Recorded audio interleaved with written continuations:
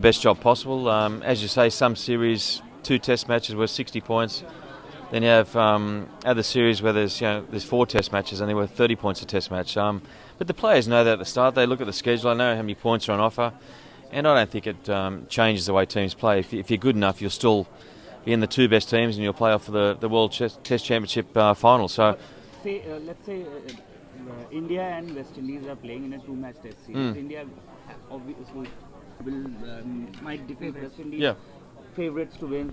Sure. But then there is this Ashes or at an India-Australia series, which will be a 5-match test series, big matches, but only 20 points for one game. Yeah. Do you think that is fair? Well, unless a genius comes up with a solution, we've got to stick with it because it's so hard to find to fit it all in. If someone to come up with a criteria, I think right now it's pretty good. Maybe we can redefine that or tweak that after the first Test Championship and say we can probably fix it up, or there's not enough points on offer for this Ashes series. But right now, I think it's great that we've got something started and there's going to be a finality to it.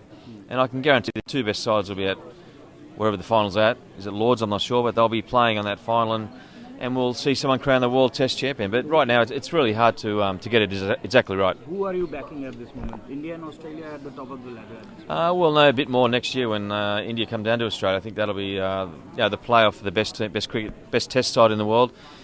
Australia will be peaking by the time. India have been peaking for the last 12 months, so it's going to be an amazing series. And I really don't know who would win that series, but I think Indian fans will think India are going to win, and I think Australian fans will think Australia will win. Yeah. Do you think that Steve Smith can come back as leader, although when he was banned it was said that he cannot come back as a leader? But do you think since he has made such a spectacular comeback, both him and Warner have done exceptionally well in the last 1 year? Yes. What do you say? Well, I say to everybody, why are we changing the leadership? Tim Paine's doing a great job. I think we need to show him more respect. He's come in a tough situation.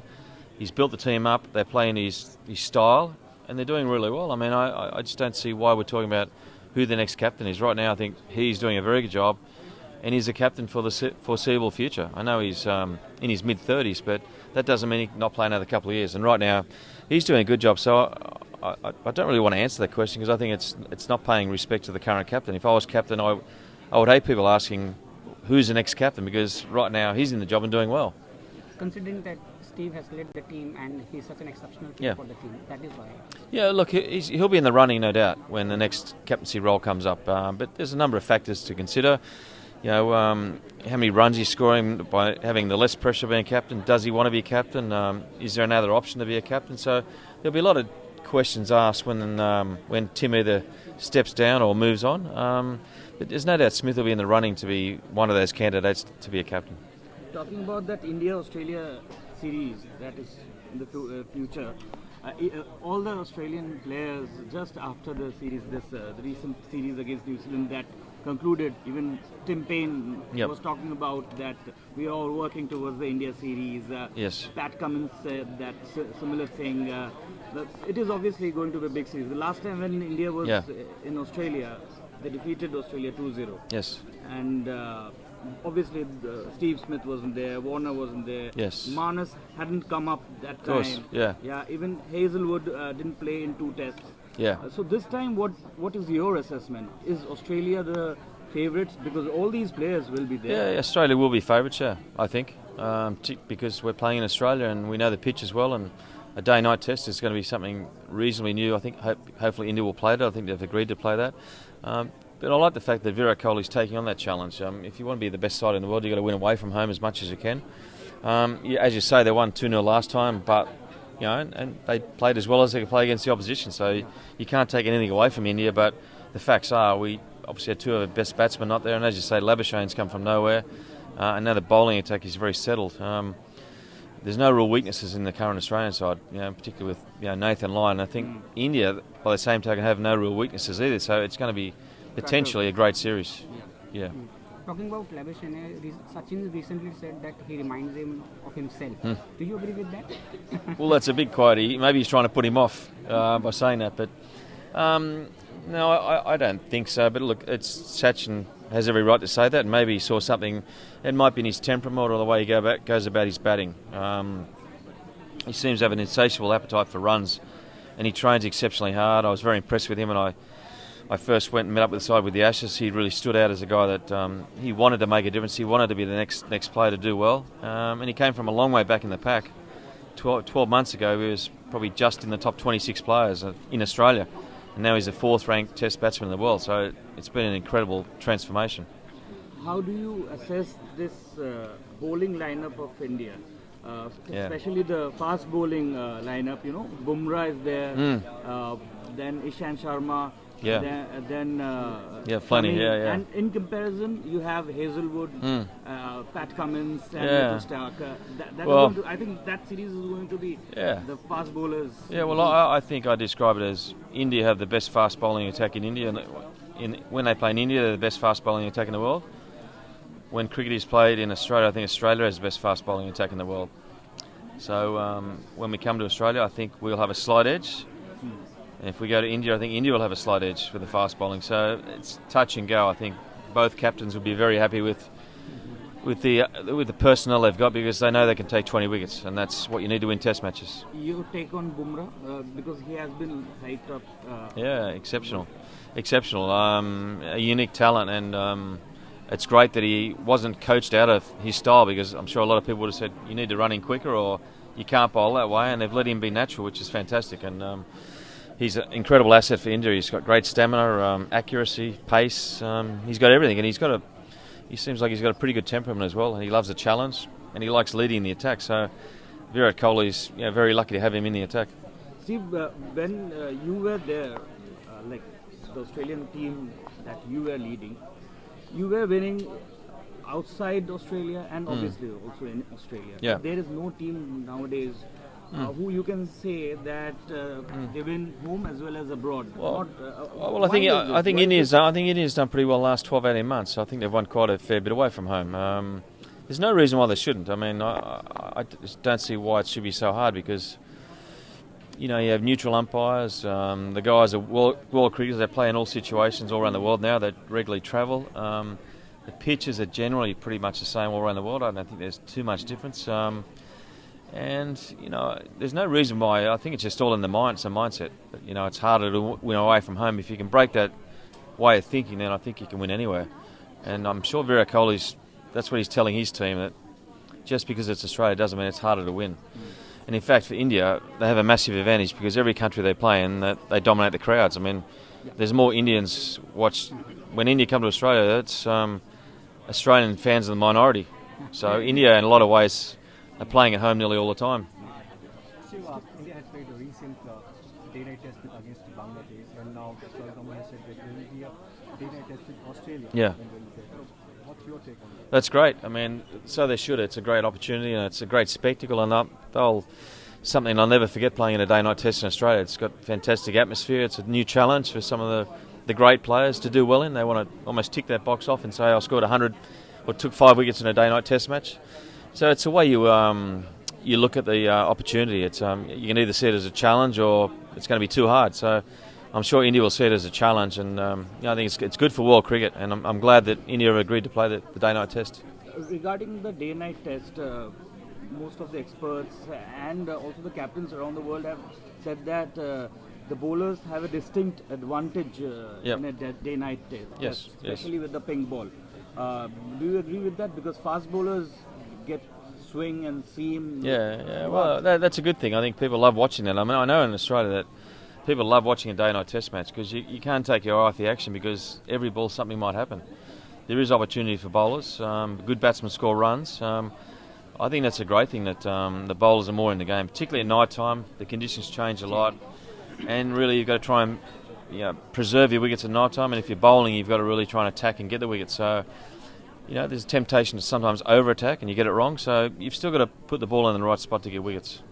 Steve, when you come to a place like to a stage like this, do you think the ICC is doing enough to globalize cricket, to make it a global sport I guess so. It's hard to know. I mean, there's so many great sports, and you see all the amazing sports people here representing different sports. I mean, it's hard to sort of get a foothold in every part of the world, but cricket, I think, is doing pretty well, and it's growing, and T20 cricket opens up to more countries. So I think the ICC are doing a pretty good job. I guess you can always be critical of what's happening, but I think cricket's in generally a pretty good space, but there's a lot of competition from a lot of upcoming sports, and there's new sports coming in the Olympics this year, and so cricket definitely can't become complacent. But don't you think that it has become a 5-team or 6-team dominant sport? Well, Time it was sure. a 12-team, I guess. Yeah. More so in Test cricket, probably. Yeah. And that's something they've got to address. I'm not sure what the solution is there, but you're right. There's no point having just 3 or 4 teams that are good at Test cricket. You need at least 8 and possibly more. It's a lot more even in one-day cricket and T20, but Test cricket, they'll have to look at how can we sort of even this up a bit, and I'm hoping some teams will develop a bit more. Bangladesh, I think, are on the improve, and that's a nation that can really do well in the next 10 years. Sri Lanka have fallen back a bit in recent times. They're rebuilding. South Africa is South Africa is definitely rebuilding as well, but they're a proud cricketing nation, so I expect them. They've got some good coaches in place, ex-players. But you're right in what you say. We need more than 3 or 4 teams playing well. Do you think cricket should be back in the Olympics, like Olympics, the Asian Games, the Commonwealth Games? Because I loved it. I went to the Commonwealth Games in 1998 and it was one of the great experiences of my life. I couldn't wait to get there, and it's one of the greatest disappointments of my career. We got the silver medal. We lost to South Africa in the final, and I don't see any reason why it should be in the Commonwealth Games. It's a great Commonwealth sport. It's basically a mini World Cup. Nearly every cricket playing country is a Commonwealth country, so it'd be a huge spectacle, a huge event. So it definitely should be there. Do you think which format, Steve, do you think is ideal for something like the Olympics or Asian and the Commonwealth Games? Well, I think the Olympics probably 2020 really, and I think that would fit the Olympics because to me, if you go to the Olympics, it's got to be the pinnacle of your sport. To me, Test matches, playing India versus Pakistan or Australia versus England, that's a pinnacle. So playing a Test match for the Olympics, it doesn't sit for me. And you have the World Cup for one-day cricket, which I think is a pinnacle. So maybe the Olympics can be the pinnacle for T20 cricket. Recently, there were suggestions that the length of the Test matches should be reduced. The debate is still on. I think you would love to have the same format going on. Yeah, 5 days to me. I don't see why change. It's too much change in the world today. Like, there's nothing wrong with a bit of tradition, and some of the best matches go over 5 days and aren't a result. So, and I think it's also a reward for the players. You've got a very busy schedule. If you can win in 3 or 4 days, you get a day off and rest. If you make it 4 days, it becomes more and more compressed. I think you get more and more injuries, and I think the standard of cricket will drop. So, also the spinners go out of the game. Yeah, I don't see the point. I think it's just someone made a suggestion, and a few people jump on the bandwagon, and let's have 4-day Test cricket. For me, I don't even see that as an issue. I think 5-day cricket's great, and if you can win in 3 or 4 days, and that's good. I suppose the problem is for the broadcasters. Maybe they're not getting the content they need, but I'm happy with 5-day cricket. What's your take on this big 3 model? India, Australia, England. Economically, they are thriving. India, Australia, and England, obviously. But the money is not percolating into, say, countries like Zimbabwe. What is your when the time you were playing, that was not the case. Yeah, I don't really understand where the money. I don't know, to tell you the truth. So what you're asking me, I'm not really that well informed. But obviously, 3 countries. The 3 model: India, Australia. Yeah, well, making a conglomerate kind of thing. Well, there's no point in having that if you've only got 3 strong playing nations. So we've got to develop countries like Zimbabwe and Bangladesh and Sri Lanka and Ireland. The new Test playing countries. So, there's got to be money funneling into those other countries, and perhaps even if it's mentors or coaches to bring up the young players. So, look, I understand that it's a business and the big 3 players want more than everyone else, but if they want the game to thrive and survive, then you've definitely got to share it around and develop other countries. Steve, after having won a lot of medals and a lot of cups, do you think missing the Olympic gold medal is something which you really... Commonwealth Games, yeah. Oh, for sure. Yeah, I'm very disappointed. I mean, that was one of the greatest disappointments of my career, and it actually became a turning point for that one-day team because I think some of the players were a bit complacent and didn't really give didn't fully commit 100% to winning that gold medal, and we sat down afterwards and said it's never going to happen again. So it made us a stronger team, but the regret was, we didn't play as well as we should have to win that Commonwealth Games. Okay, not having Commonwealth Games gold is one thing, but not play the Olympics is another thing. You think that's not a big... well, I'd love the Olympics. I mean, I've been to the Olympics as a mentor with the Australian team in Beijing and London. The best 3 weeks of my life. I loved it. So I love the Olympic Games. So if cricket was there, maybe I'll come out of retirement. Recently, you were also there in the Australian team dressing room. Yeah, the Ashes. Ashes. Yeah, I was there for... How is the dressing room environment these days? What was your feeling? especially after the... They were good, very good, very polite, and I mean I was amazed after the first Test match win where they had the celebrations. Definitely had celebrations and drinks were flying around like they normally do, and people, were carrying on a bit. The moment it finished, every player got a towel and cleaned up the whole change room. 10 minutes later, it was spick and span. Back in our day, that we would have left it a mess. So that's an interesting anecdote. It is. They're much more aware, and that's something that Justin Langer and Tim Payne have brought into the side: is be humble and respectful and treat people a certain way, and in leaving their dressing room in a good condition. I think it's something the All Blacks started, and it's something Justin's brought in the team.